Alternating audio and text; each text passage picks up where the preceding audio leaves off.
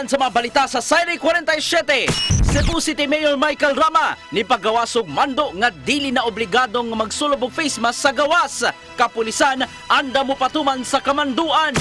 Tropical Depression Gardo ug Super Typhoon Hinamnor posible mag-usa sumapa sa pag-asa. Sunog nga miolbo sa lahing-lahing mabolo, nagbili og dulan 700,000 pesos nga danyos. Sugbo, Kabisayan ug Mindanao, Pilipinas ug katawhan kutos maabot atong Sibya sa tibuok kalibutan mayong hapon. Live kita karon sa CCTN Channel 47 ug kini ang tulumanon sa nag-unang kasayuran nga angay natong masayran. Ako si Dennis Tabar. Tulumanon sa patas nga mabalita ug opinyon. Ako si Danica Caballes. Kini ang Sairi 47.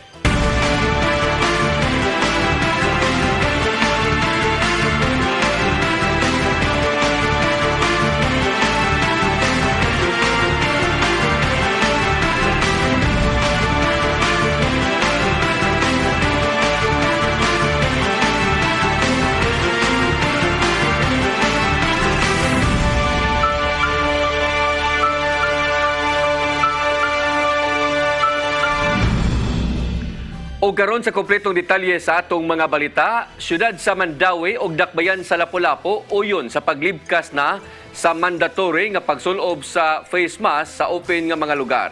Ang kasayuran ihatod ni Mary Rose Sagarino.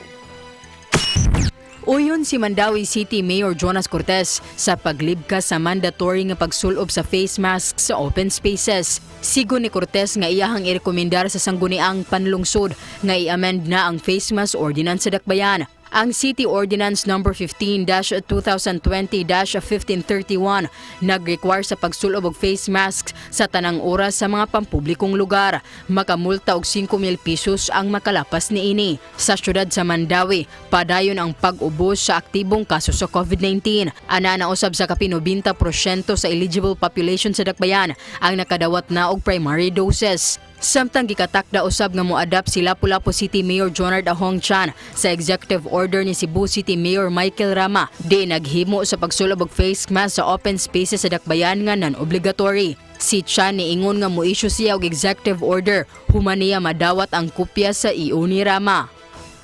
Mary Rose Sagarino, CCTN News. Mga residente sa Barangay Poblacion Pardo nakapahimo sa laing libreng medical mission. Mapasalamaton ang mga residente sa Socio-Civic Organization ug sa grupo sa mga doktor nga mihatag sa serbisyong medikal. Ang kasayuran ni hatod pagbalik ni Mary Rose Sagarino. Usa lang ang 34 anyos nga si Abigail Bacalso, taga Poblacion Pardo nga nakapahimo sa libreng serbisyo medikal dinha sa Poblacion Pardo Multipurpose Gym.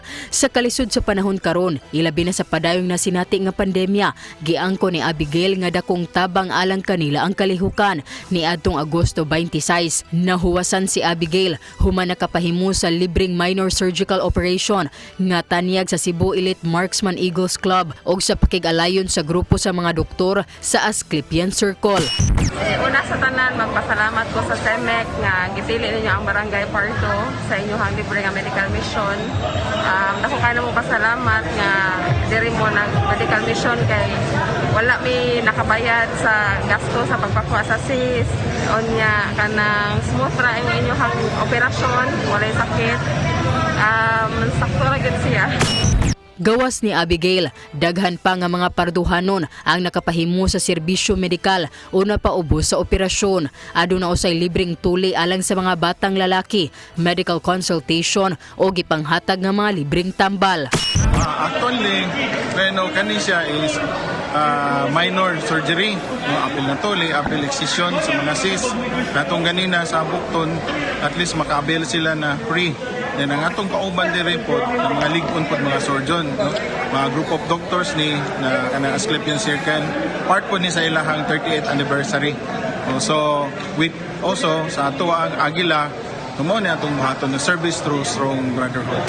Mapasalamaton ang mga residente sa mga grupo nga nagpakabana sa ilang panglawas. Alang kang Poblacion Pardo Barangay Captain Archie Araw-Araw nga dako na kaayong tabang sa mga parduhanon ang kalihukan.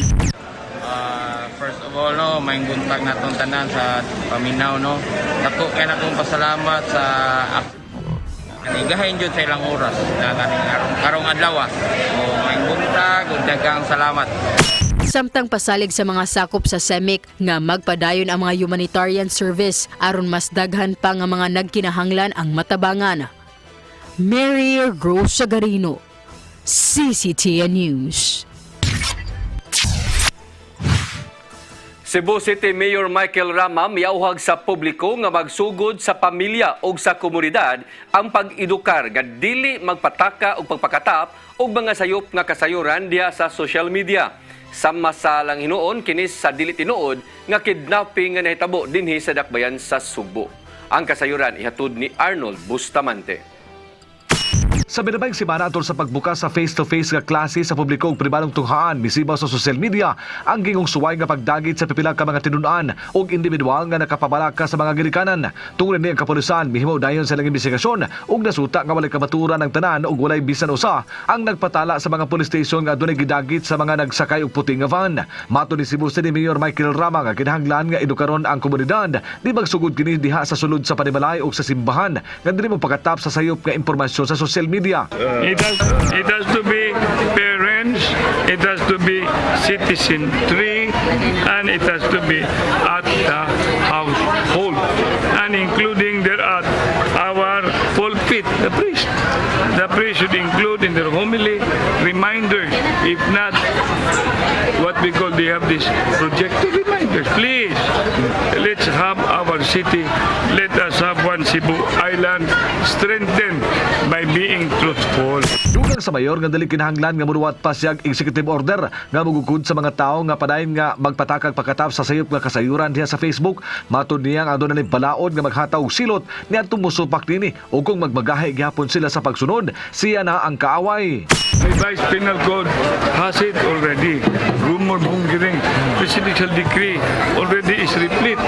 Laws are already replete because these are all defiant of what is citizenry, proper exercise of being a responsible citizen.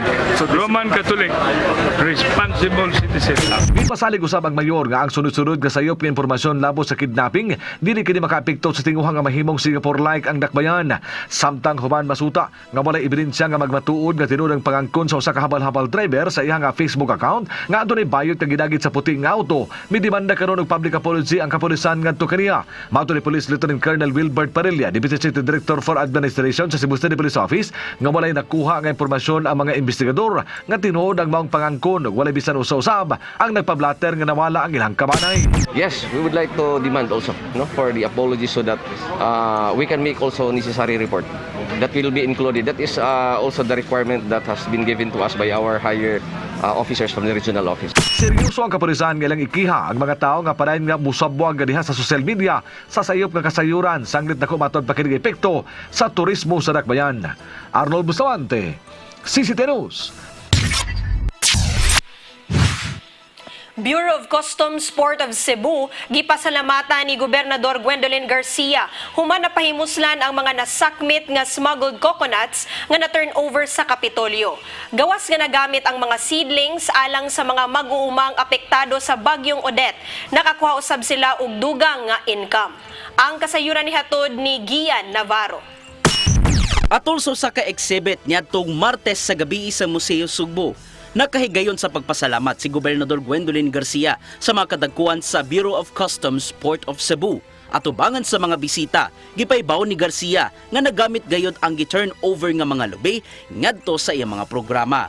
Kung may namduman, nasakmit sa mga sakop sa customs niadtong Disyembre 2021 ang 840,000 ka mga semi-husked coconuts nga paingon na untang i-export sa China. Mikabat kini og 232 million pesos apan na misdeclare kini sa dokumento isip paper materials. Maong pinaagi sa Department of Agriculture 7 ug Philippine Coconut Authority na tuno nila ang smuggled coconuts ngadto sa Kapitolyo.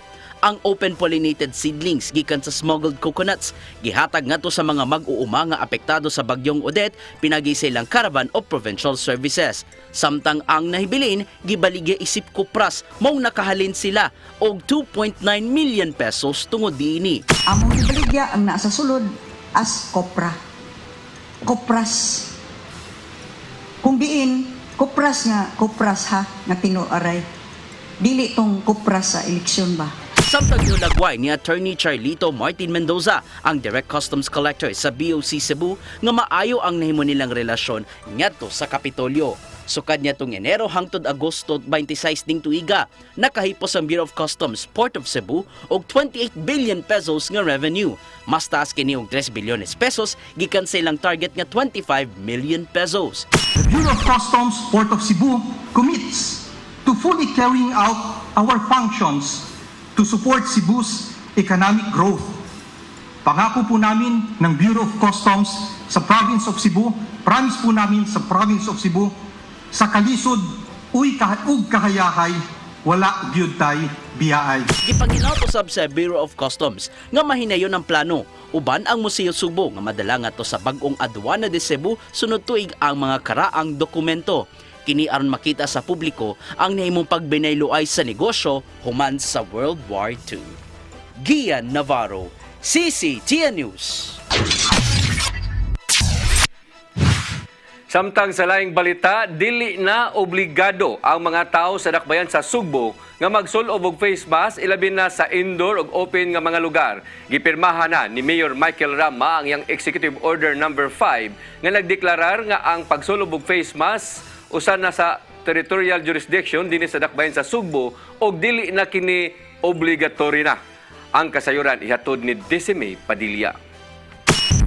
Gipirmahan na ni Cebu City Mayor Michael Ramang Executive Order No. 5 ngang unod mao nga dili na pinugsanay ang pagsulob og face mask sa mga dapit sa syudad ilabi na sa mga indoor ug open spaces sugod og mga adlaw Setyembre 1. Naa sa Executive Order ni Mayor ang mga diskresyonary ng pagsulob og face mask diin ang tanang establishmento, businesses ug entities. Apil na ang administrator sa mga buildings ug facilities gihatagan og pagtugot sa pagdeterminar kung i-require pa ba gihapon ng paggamit og face mask sa ilang lugar. Sa pangutana kung nganong nakadesider ang mayor nga dili na obligado nga magsulod og face mask ang mga tawo sa syudad sa Sugbo, siguniya kabahin kini sa kagawasan nga iyang unang gideklarar nitong buwan sa Pebrero ning tuiga.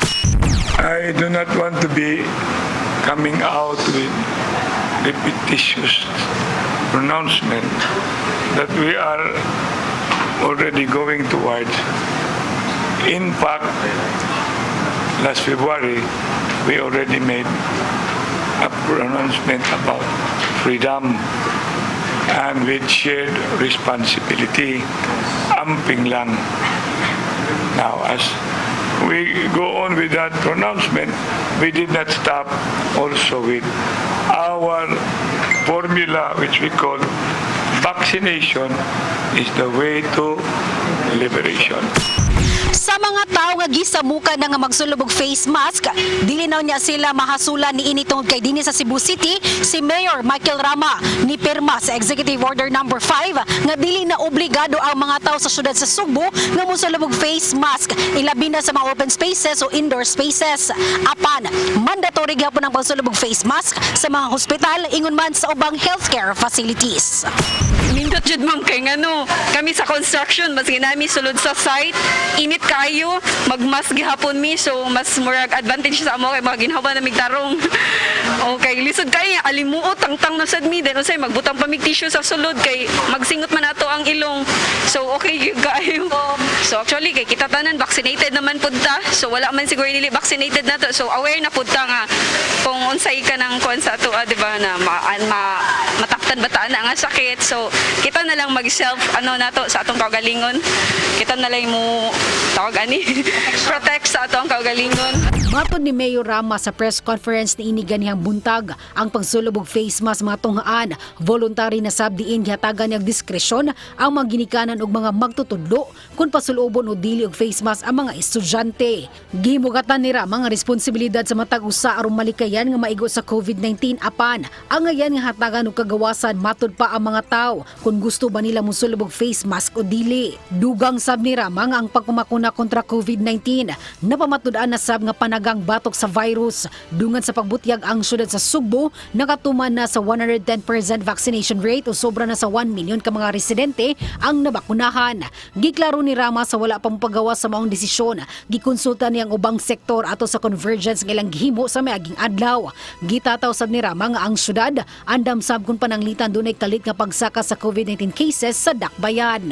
Pangandam on, kibalo matadaan ko.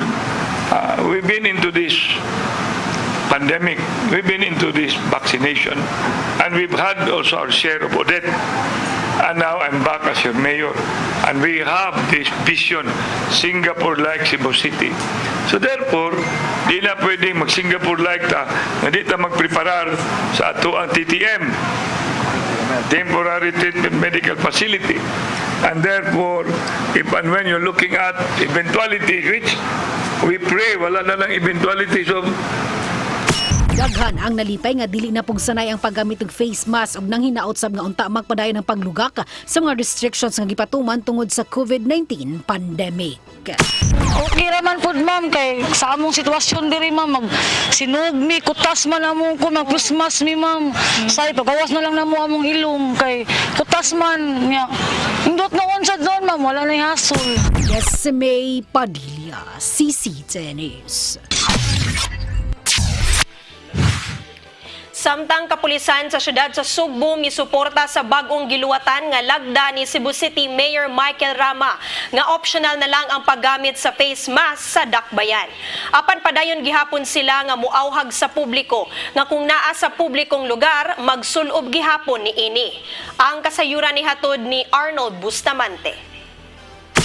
Walay pagsupag ang kapulisan sa syudad sa Sugbo sa bagong giluwatang lagda ni Cebu City Mayor Michael Rama nga optional na lang ang paggamit sa face mask sa Dakbayan. Mato ni Police Lieutenant Colonel Wilbert Parilla, ang Deputy City Director for Administration sa Cebu City Police Office, nga nabantayan nila nga ubos na kayo ang kaso sa coronavirus sa Dakbayan. Itandi sila ang lugar sa Central Visayas nga tungod niini andam sila nga mutuman sa mando sa kagamanan sa Dakbayan sa Sugbo. May pasabot si Parilla nga bisan sa maong nga bagong lagda, padayon gyapon sila sa pagpahimangno ngadto sa katawhan nga dili mo kumpiyansa o kung naa sila sa daghang nga mga tawo sa publikong lugar, labing maayo nga magsulob kanunay og face mask aron balikayan ang matakdan sa virus. So far no, ako pa sa nakita nga medyo kuan na gyud ubos na gyud og gamay na lang gyud kayo ang ato ang mga natala nga mga cases, and bisan pag natin natala but the effect is not that the same before. So maybe this is already high time, but for us we will always still recommend that people to wear face mask, but we will follow with the guidelines if ever the mayor made a directive on it. Sa mga oplan bulabog sa kapulisan matag gabi, wala na mo strikto ang kapulisan sa face mask. Sanglit iyon na lang sila sa pagbadlong, ilabi na kung naa kini sa daghang nagtapong ka mga tao. Dugang ni Parilla nga sukan nga daghan na ang nagpabakuna, dili na usab grabe ang epekto sa virus sa tao nga mahinungdan nga kasagaran sa mga natakbuyan niini dili na madala sa tambalanan. Yes, no, ato makita nga usa sa atong usa even sa scientific nga study nga doon na tay murag makaresist na ato ang lawas tungod sa mga bakuna nga gihatag kanato. Ipaabot na lang sa kapulisan sa syudad ang guidelines sa giluwatan sa mayor alang na sa pagpatuman niini. Arnold Bustamante, CCTV News.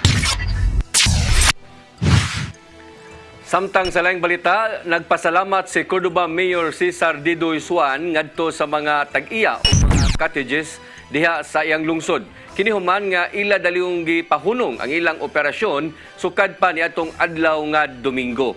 Subay na usab kini sa pagluwat ni Cebu Governor Gwendolyn Garcia sa iyang Executive Order No. 25. Kaya duman nga una nang gipaundang ang ilang operasyon, subay na usab sa pagsaka sa coliform level sa kadagatan sa mao nga lungsod tungod sa ilang nga operasyon. Gidugang ni Suan nga gikatakda hinuon nga makigtagbo kanila ang gobernador aron paghisgot kilabot sa mga posibleng tabang nga mahatag sa probinsya ngadto sa mga naapektuhan nga pagsirado sa mga floating cottages.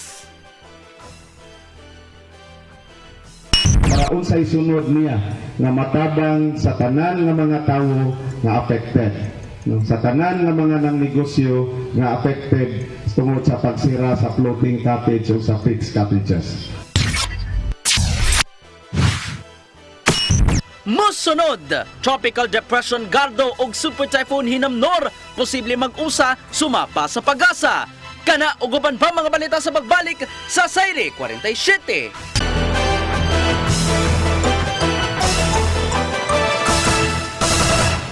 Balik sa atong mga balita, namintinar sa Tropical Depression Gardo ang gikusgo ni ini samtang nag-irog sa mayanang kasadpan nga bahin sa extreme northern Luzon. Gani matod sa pag-asa nga aduna usay posibilidad nga mag-usa sila si Gardo ug ang super typhoon nga si Hinamnor nga hangtod kaganinang buntag anaa pagawas sa Philippine Area of Responsibility. Tawgon nga Henry si Hinamnor sa higayon nga makasud na kini sa PAR o posible karong gabi o baka ugma sa buntag. Napanglantawan usab sa pag-asa nga muhinay si Gardo karong hapon o gabi sa pag-abot na sa mao nga Hinamnor. Kanhi Environment Secretary mutabang sa pagsulbad sa problema sa baha sa syudad sa Sugbo kini human gitudlo ni Mayor Michael Rama nga DENR-like secretary. Ang kasayuran ni hatod ni Decime Padilla. Sulod ning buwana himuon ang massive declogging operation sa dakbayan sa Sugbo. Isip pa si unang aksyon ni kanhi Environment Secretary Roy Simato nga gitudlo ni Mayor Michael Rama. Isip DNR-like Secretary o Advisor sa Gubat sa Baha Task Force sa syudad. Matod ni Attorney Jeron Castillo, miyembro sa legal team ni Mayor Rama, nga nakita gyud sa kagamahanan sa syudad ang lapad nga formula sa pagtrabaho ni Simato kaniadto ug usa kini sa mahimong i-apply sa dakbayan sa problema sa baha. Sigo ni Castillo nga dili gusto si Simato nga langay-langayon ang pagsulbad sa problema o gusto ni ini nga masugdan dayon ang mga aksyon sama sa pagkuha sa mga nabara sa kanal o kasabaan. Sutaon dayon sa task force ang hiniusang master plan sa pakigbatok sa maong suliran. Ang maong master plan nagikan sa hiniusang pagtuon sa Department of Engineering and Public Works kung DPW, Department of Public Works and Highways kung DPWH ug ubang mga nalambigit nga ahensya. Giunsa mo bitaw if we have Secretary Simato to lead this campaign, it's not impossible nga the same methodology iya ginang mahimo kay kibaw naman siya sa system. He was able to do it in Manila Bay, he was able to do it in Marikina River, and was able to do it in Boracay. Katong Boracay dako between structures ang gitangtang ha unya sila na personally nitangtang because of the violation sa balaod. So ang nakanindot mo community gyapon nga kanang tinabangay. Si Mayor Michael Rama siyang bahin wa manumbaling sa istorya sa mga kritiko kung nganong retired general ang gitudlo niya nga advisor sa kampanya niya batok sa baha. Maton ni Rama na pamatun-an na ang kapasidad ni Simato og nagsilbi na kini og pipila ka presidente sa nasod. Dugang pa ni Rama nga maayo ang track record ni Simato busa dako ang iyang pagsalig nga makatabang kini sa iyang administrasyon.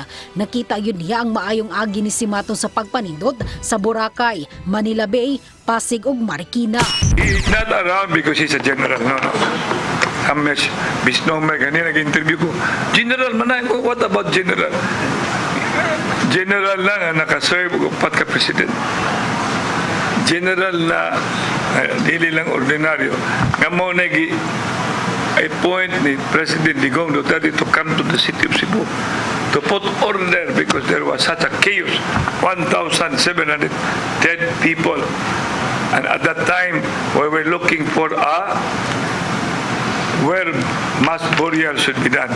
Did you remember that? And I called him, when we give him the Radyo Kumabon, the MacArthur of the present time, the liberator from the quagmire of COVID challenge. Itila sa responsibilidad ni Simato sa syudad sa Subo subay sa mandot ni Rama mo ang rehabilitasyon sa mga sapa, waterways ug coastline.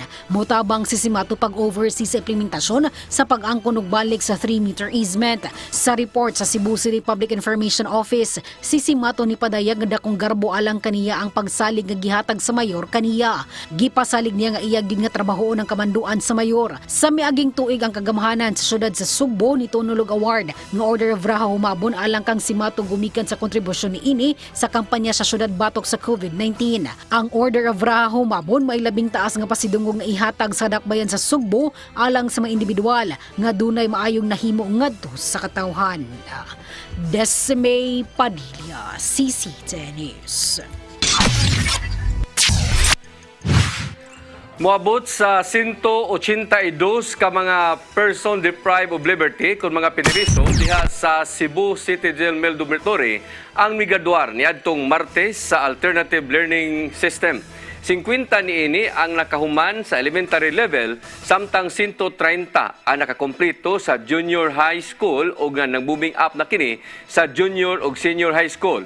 Gihatagan og prioridad ni Jail Superintendent Mitch Milton Plasencia warden sa Cebu City Jail ang developmental opportunities sa mga PDL, particular na sa mga free o quality education pinagi sa Alternative Learning System Program.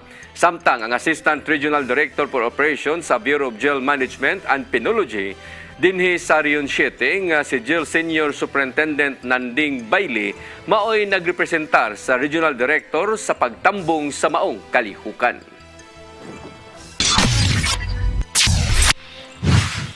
Cebu City Police Office misaulog sa 121st Police Service Anniversary. Gipasidunggan ang mga individual nga nakatabang sa mga programa sa PNP ug mga personnel nga nakahimog maayong labok sa trabaho. Ang kasayuran ni hatod ni Arnold Bustamante. Misaulog usab ang kapulisan sa syudad sa Sugbo sa 121st Police Service Anniversary. Dinagtsentro sila sa paghatag pasidungog sa mga stakeholders nga giila nila nga nakatabang sa ilang mga programa sa kapulisan. Lakip sa gipasinunggan ang mga PNP personnel nga nakahimog taas nga performance karong tuiga, ilabi na sa nagunang kampanya nga mao ang anti-criminality and law enforcement. Ang gipangtulunan og plaque of recognition sa CCPO mao sila nga Mrs. Merlinda Tan, ang panguno sa Cebu City Advisory Council, halangdong maghuhukom Marlon Moniva, Mrs. Lorenza Ford, Mandalaban Luceria Lufranco Rabilias, Mr. Monjur Bila, kanhi upab Secretary Michael Dino, Atty. Rico Ray Francis Holganza, Kabataan kontra Droga at Terorismo kon Kikidat, CCPO Coalition of Force Multipliers, ug ang mga sakop sa media nga magkuha nga balita sa kapulisan. Mato ni Police Lieutenant Colonel Wilbert Perilla, Deputy City Director for Administration sa CCPO, nga gihatagan nilang pagpasalamat ang mga stakeholders sanglit ako silang natampo sa mga programa sa kapulisan. Stakeholders played a big role in policing.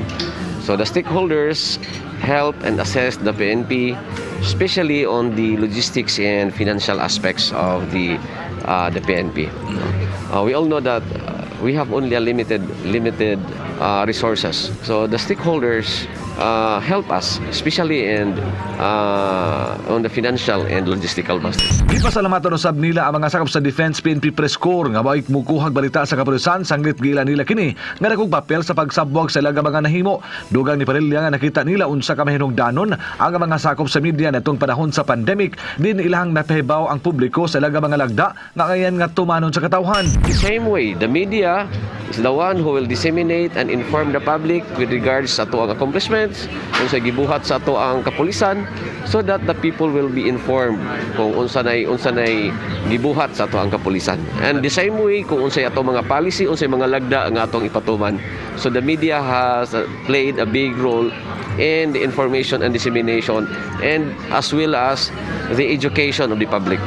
During the pandemic? Yes, during the pandemic, which we have a lot of guidelines that needs the public to know. So the media made that role. Samtang napili nga Best Junior Commission Officer for Administration mao si Police Lieutenant Colonel Maria Teresa Makatangay, Hepe sa Investigation na Detective Management Unit. Best Junior Non-Commission Officer for Operation mao si Police Major Dindo Juanito Alaras. Ang Best Junior Police Non-Commission Officer for Administration mao si Police Executive Master Sergeant Ruth Bongo sa IDMU. Best Senior Police Non-Commission Officer for Operation mao si Police Executive Master Sergeant Wetzel Berry. Ang Best Junior Police Non-Commission Officer for for Administration, mao si Police Staff Sergeant Renato Baldo. Best Junior Police Non-Commissioned Officer for Operation, mao si Police Staff Sergeant William Seno. Ug ang Best Non-Uniform Personnel, mao si NUP Joy Ann Vallejo. Sa Logistics, ang Abiliana Police Station 2 ang napili nga Best City Police Station, samtang ang Station 6 ang napili usab nga Special Unit Award. Nipasalig ang kadagkuan sa kapulisan sa syudad nga ila pang palambuon ang ilang serbisyo ug ang paghatag og proteksyon sa katawhan ning kasamtangan nga tuig ug sa umaabot. Arnold Bustamante, CCTV News. Siyudad sa Mandawi ni pirma og kasabutan uban sa usa ka pribadong kompanya alang sa pagtanyag og braille display device kini aron makatabang ni adto mga residente nga dili makakita. Ang kasayuran ihatod ni Mary Rose Sagarino. Nagpinirmahay og kasabutan kaganinang buntag ang siyudad sa Mandawi og KGS Philippines Corporation alang sa pagtanyag og braille display device aron makatabang sa mga visually impaired nga mga residente. Ang braille device ibutang sa Mandawi City Public Library sa Barangay Sentro. Ang braille mamahimong i-connect sa computer o laptop, mura kini og keyboard apan mopahibaw sa nagamit kung unsa nga word o letter ang gitype niini. This device is can be used as their keyboard, and it will be connected to the computer to do their research, to do their reports if they are already working. So for me, as the city librarian here in Mandawi City, this is very helpful for us Mandawihanons to have given the chance to use this device. This is an assistive device for our visually impaired professionals and students. Sa mga ganahan mo avail, i-schedule sila sa Taga City Library kung kano sa ang training. Makatabang kaayo siya, sir. Ilabi na sa ang braille yun, pinaka-importante yun nga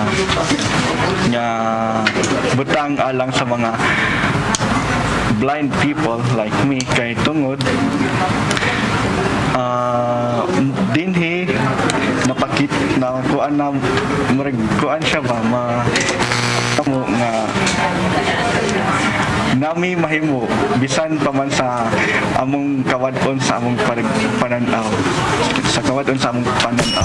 Ang device igo lang ipahuwam sa KGS Corporation ngadto sa dakbayan og usa ka tuig. Sigo ni Mayor Jonas Cortez nga mopalit ang dakbayan sa maong device sunod tuig. Rest assured that the City of Mandawi will always provide the necessary services for our PWDs. In fact, just a while ago, I had a chance to talk to Angie here that for the next year's budget, we should and we must include the necessary appropriation to purchase more braille cells display. Gawa sa braille display device, aduna sa printer ang KGS Corporation alang sa visually impaired. Kini mamahimong gamiton alang sa pagbutang og label o caution sa mga butang. Mabasa kini sa mga buta, pinaagi sa paghikap sa mga dot nga nagrepresentar og letter. Mary Rose Sagarino, CCTN News. Kagamhanan sa lungsod sa Cordova nagplano sa paghatag og financial assistance ngadto sa mga senior citizens. Hinuon kadturang wa ma-enroll sa social pension sa DSWD ang ilang plano nga tagaan. Ang kasayuran ni hatod ni Fatch Anthony Inso.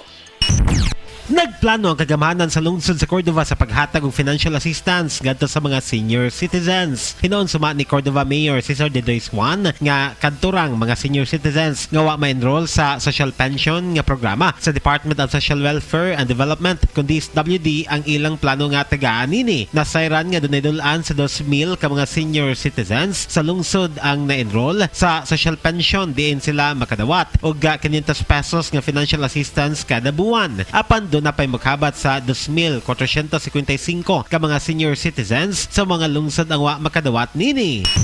Katong among gisaad nga ato ang bag-o nga lista nga makadawat gikan sa LGU ato sang paabot-aboton o gamay kay nangita pa og additional nga kwarta sila si Vice Mayor Buyet ug ang tanan nga mga konsehales. tungod kay medyo naapiki gyud kayo ta karon sa kwarta karong tuiga.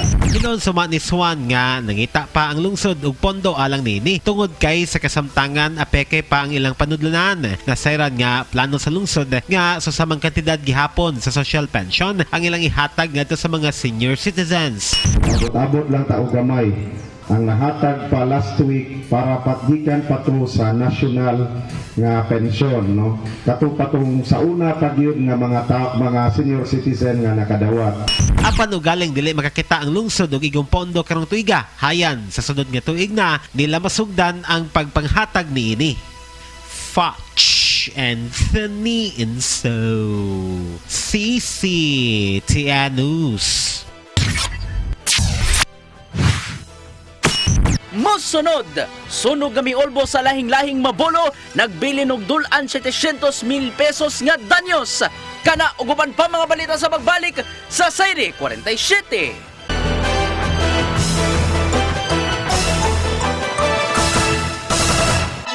Balik sa ato mga balita, gisuta pa sa kabumbiruhan ang hinundan sa sunog nga niulbo kagaya ng udto diya sa may sitio lahing-lahing, barangay Mabulo ning Dakbayan sa Sugbo. Nadawat sa Cebu City Fire Department ang alarma sa sunog kaganinang alas 12:38 sa hapon o giisa kini sa first alarm. Giingong nagsugod ang kayo si katulong andana sa Panimay nga gipanag-iya ni Epifanio Argapaw kun Agrapaw. Hangtod nga ni kuyanap kini ngadto sa moabot 27 pa kalaing Panimay. Gimanabana nga moabot sa 690,000 pesos ang gibiling danyos sa maong sunog. Samtang daling giatiman ang usa ka babay human nakaangkon og samad sa iyang kamot.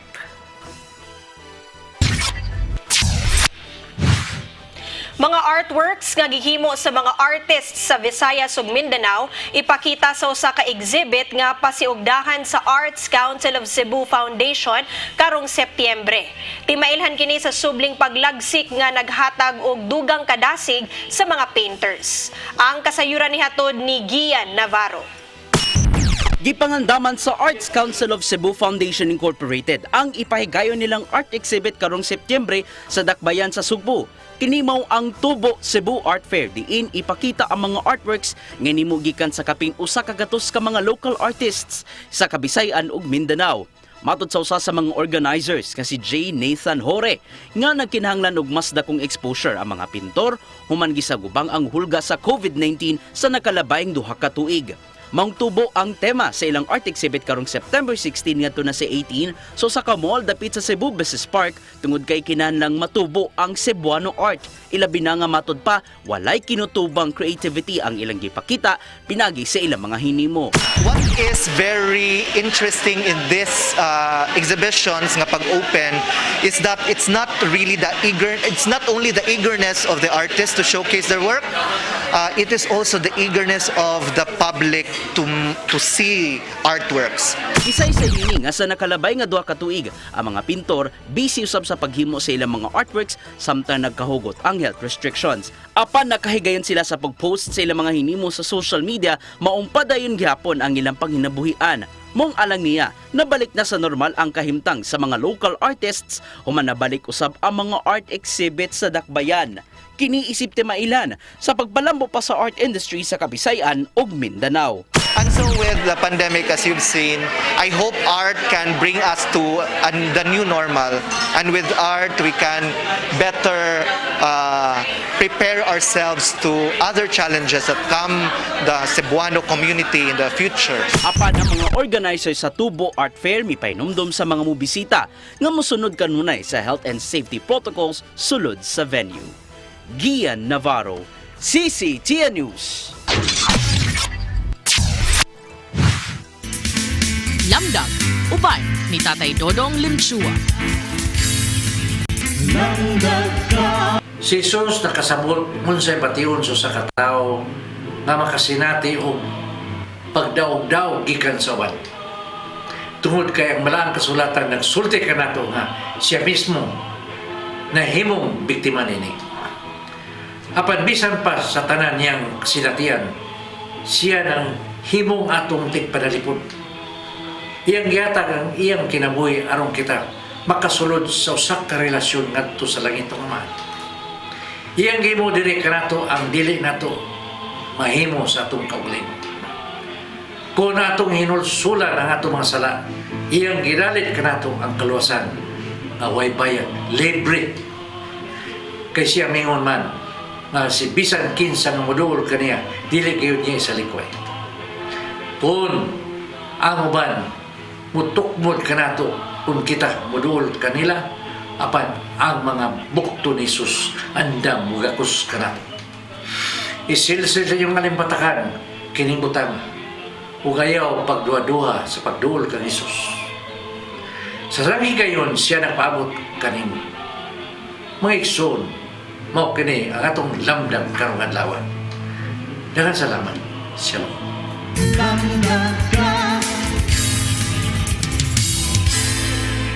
Mao katong naglangkob sa atong mga balita sa Sayri 47. Ako si Dennis Tabar. Ako si Danica Cabales, hangtod ugma sa inyong paboritong tulumanon. Sayri 47.